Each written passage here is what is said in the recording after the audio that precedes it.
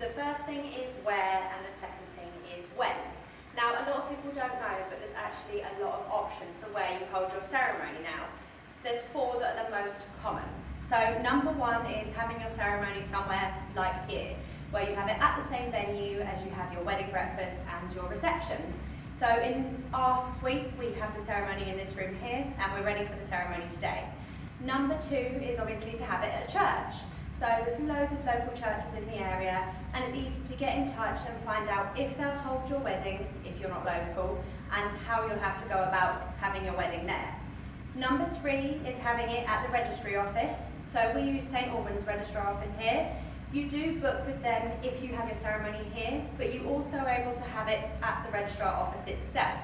And then number 4, which is the least known of, is having a celebrant. Now that means that your ceremony can be about anything.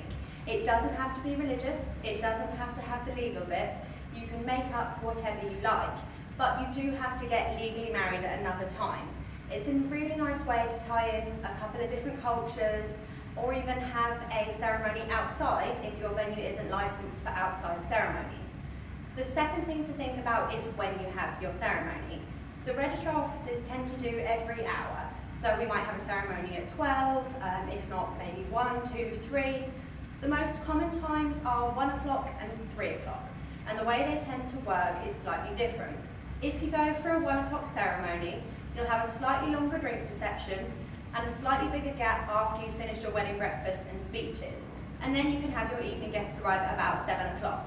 But if you go for a 3 o'clock ceremony, you won't have quite as long drinks reception, and you'll go straight from your speeches into your evening guests, and you'll probably have them arrive at 7:30.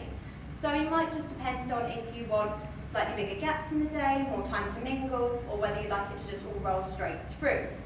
The other thing to think about is what time you want to wake up in the morning. Now, I'm not an early riser, I never have been, but on my wedding day, and I'm getting married at 1, my makeup artist wants to get to my house at 6 a.m. Now that's a nice early start to the day. So there's just a few different tips and things to think about when you come to picking your ceremony, and I hope that really helps.